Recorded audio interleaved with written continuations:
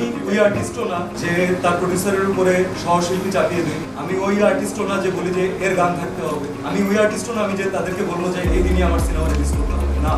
শাকিব খানকে কটাক্ষ করে ইঙ্গিতপূর্ণ বার্তা দিয়েছে সিয়াম আহমেদ, এমনটাই বলছেন নেটিজেনরা। সম্প্রতি সিঙ্গেল স্ক্রিন হল মালিকদের সঙ্গে এক বৈঠকে রাক্ষস টিমের পক্ষ থেকে অভিনেতা সিয়াম আহমেদের কিছু বক্তব্য ঘিরে তৈরি হয়েছে আলোচনা ও বিতর্ক।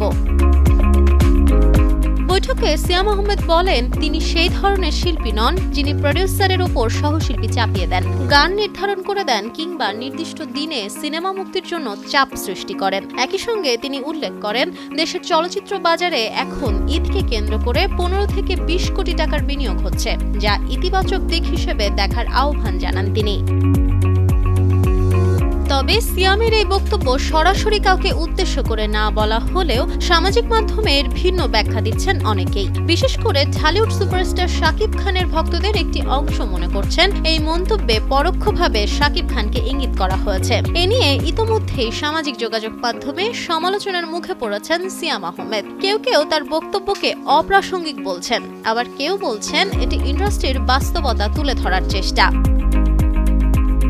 তবে এ বিষয়ে সিয়াম আহমেদ কিংবা শাকিব খানের পক্ষ থেকে এখনো আনুষ্ঠানিক কোনো প্রতিক্রিয়া পাওয়া যায়নি। বিশ্লেষকদের মতে ব্যক্তিগতভাবে কাউকে উল্লেখ না করায় বিষয়টি এখন ব্যাখ্যা ও দৃষ্টিভঙ্গির ওপরই নির্ভর করছে।